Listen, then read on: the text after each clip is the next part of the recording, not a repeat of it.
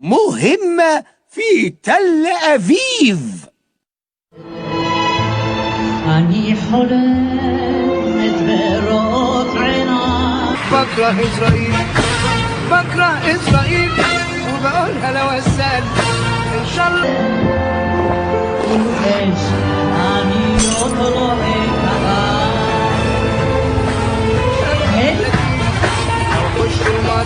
شاركم بوتنسا يافت تخنتس باي باي باي باي.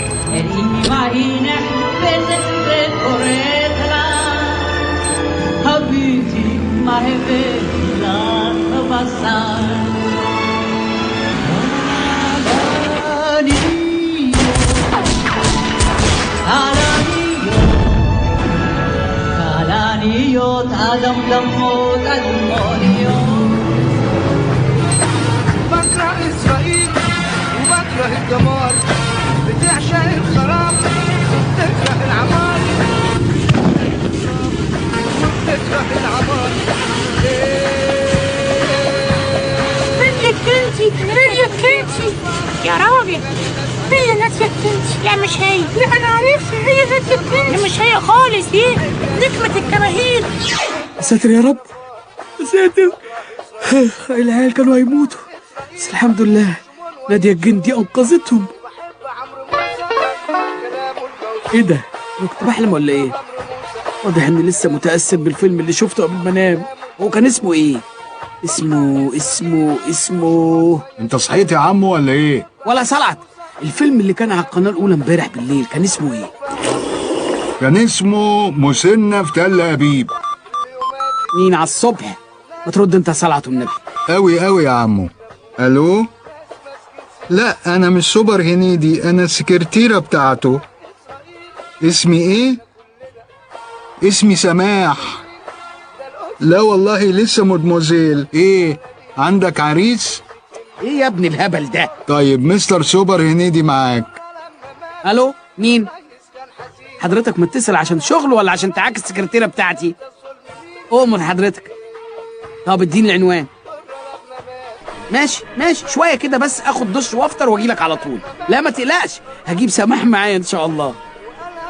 قومي يا سماح البسي، ورانا مشوار يا قطة. انت تأمرني يا سيدي المعلمين. انا مش عارف ايه المسلسل الكرتون اللي انا عايش فيه ده.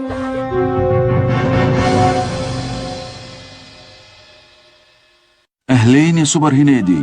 اهلا بحضرتك يا فندم. خير يا سوبر هنيدي، أنا كان عندي 10 إخوات. كان عندك؟ ليه هم راحوا فين حضرتك؟ 9 استشهدوا في حرب أكتوبر، وكان كل ما حد يرجع نعمل له جنازة عسكرية ما حصلتش. بس في ولد فيهم اللي هو عدنان ما رجعش. ممكن يكون استشهد هو كمان. احنا قلنا كده، بس من فترة كنا بنتفرج على نشرة الأخبار وكان في مظاهرة في غزة وكانوا الإسرائيليين بيقبضوا على الناس. فجأة لقيتهم بيقبضوا على أخويا. يمكن واحد شبهه يا فندم. أنا لو تهت عن أخويا أمي مستحيل تتوه عن ابنها. ابني عدنان، ابني أنا أعرفه من بين 500,000 مليون بني آدم. طيب وحضرتك شفتيه ازاي وانت في الحالة المنيلة دي؟ أنا بقالي 2 في العناية المركزة، مش عارفة أموت، ومفيش حاجة بتضيع وقتي غير قناة النيل للأخبار. أنا شفت المشهد ده 30 مرة ومتأكدة إنه عدنان ابني. طب والمطلوب يا تيزة؟ المطلوب تجيبوا لي ابني. أنا عايزة أموت ومش قادرة ومش هستريح غير لما أشوف عدنان. مفيش وقت، يا تجيب لي ابني يا إما قلبي وربي هيفضلوا غضبانين عليك ليوم القيامة يا سوبر هنيدي. يا تيزة وانا مالي؟ بس انا مالي. ايه وانت مالك؟ قلوب الناس ماتت بنا النخوة، يمكن نسينا في يوم ان العرب اخوة. هي دي برضه الوطنية يا سوبر هنيدي؟ هو ده برضه حبك لبلدك وولاد بلدك؟ انت ايه ما شربتش من نيلها؟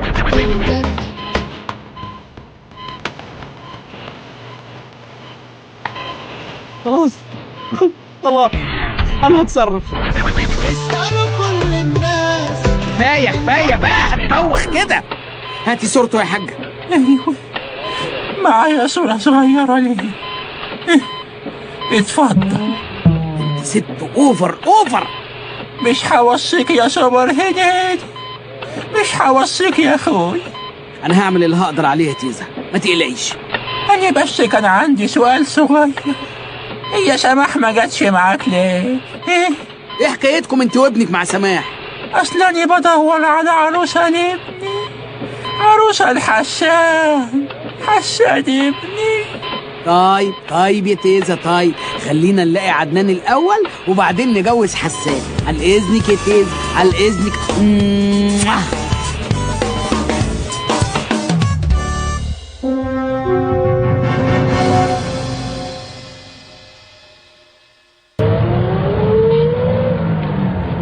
طيب هنعمل ايه في الورطه دي يا ابني؟ لازم تتصرف يا عم، ولازم تستعين بخبرة صديق يكون راح تل أبيب دي قبل كده. انا معرفش حد راح هناك قبل كده. بس أنا أعرف. مين؟ اطلع على طول وأنا أقول لك. شوف يا سوبر هنيدي، أنا صحيح عملت فيلم اسمه مهمة في تل أبيب، بس الفيلم كله اتصور في اليونان. ايه ده؟ هي إسرائيل وقتها كانت محتلة اليونان؟ لا لا لا لا، الفيلم صورناه في اليونان على أساس إن محدش عارف تل أبيب دي شكلها إيه أصلا. يعني حضرتك مش هتقدري تساعديني؟ بص يا سوبر هنيدي، أنت محتاج مساعدة حد يكون اشترك في الحرب. طيب حضرتك مفيش أعمال جديدة؟ قريب هصور فيلم اسمه مهمة في بغداد، دي حاجة بقى مختلفة خالص. وطبعا الفيلم هيتصور في الكويت على أساس إن محدش عارف الفرق بينهم. وهنجيب من فين دلوقتي حد اشترك في الحرب؟ يمين في يمين بقى أخويا وأنا أقول لك.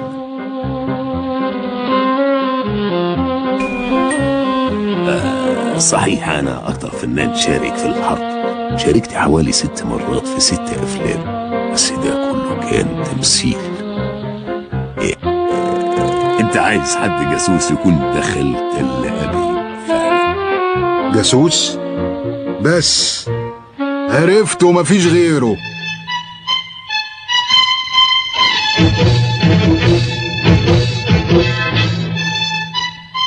أنا لما عملت دور رأفت الهجان ما كنتش بعمل دور جاسوس تقليدي يعني، كنت بعمل دور بطل قومي. تمام، يعني حضرتك وانت بتعمل مسلسل رأفت الهجان رحت تل أبيب؟ ولا مرة طبعا. ولا مرة في ال3 أجزاء؟ لا خالص، مسلسل كله اتصور في المدينة. أهل المدينة دول أطيب ناس والله. قصده مدينة الإنتاج الإعلامي يا عديم التمييز. عن إذن حضرتك يا أستاذ محمود.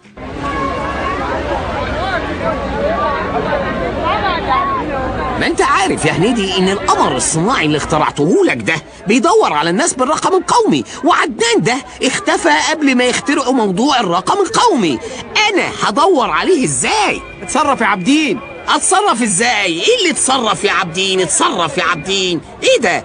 بص، انا ممكن اجهز لك العربية بتاعتك تجهيز حربي تخش بيها معركة، وبعدين هحط لك فيها جهاز يعطل الرادارات ويخليها تطير اسرع من الصوت، وبعدين هدخل على القمر الصناعي تعديل هخليه يدور على عدنان ببصمة الDNA. ودي هنجيبها منين؟ ممكن نجيبها من اخوه. معلش يا حسان، معلش. بص يا حبيبي، لازم نعمل لك التحليل. دي سماح يا روحي مصرة انها ما تشوفش خلقتك الا لما نتيجة التحليل تطلع. يلا حبيبي يلا. ده الموقع اللي محبوس فيه عدنان، تمام؟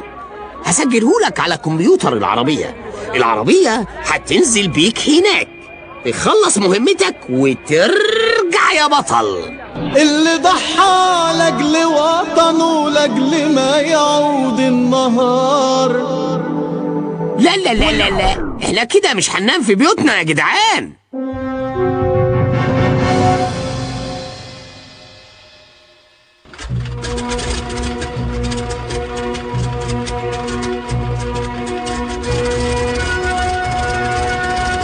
الله، ايه الجامع ده يا هنيدي؟ يا صلى عبد المسجد الأقصى، أولى القبلتين وثالث الحرمين الشريفين، ربنا يفك أسره.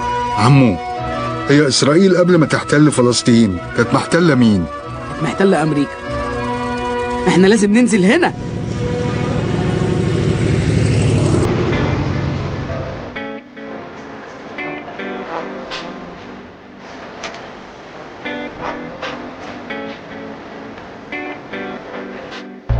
وايه ده؟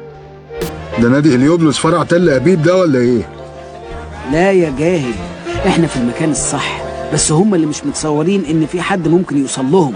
وبعدين دول عندهم اقوى اسلحه في العالم وبيضربوا بيها عيال مساكين ماسكين طوب وزلط، فاكيد مش فارقه معاهم.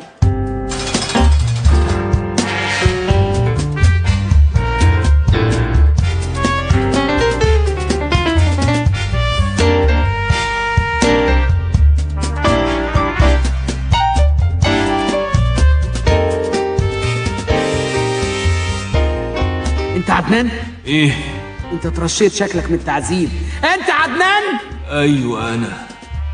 انتم مين؟ احنا اللي هنرجعك بلدك مصر. مصر مش هرجع غير لما القدس تتحرر. كان ممكن ارجع من زمان، بس انا مش هرجع غير لما احرر القدس. شكلك هتتعبنا. طيب امك بتموت ونفسها تشوفك، تعال طمنها عليك ونبقى نرجعك نشوف الموضوع ده. يلا. امي يا حبيبتي، يا امي يا حبيبي يا امي، يا حبيبي يا اخوي. دلوقتي اقدر اموت وانا مطمن. اوعدني يا عدنان، اوعدني يا عدنان، انت وسوبر هنيدي واللي شبه كلب البحر ده، انكم تحرروا فلسطين.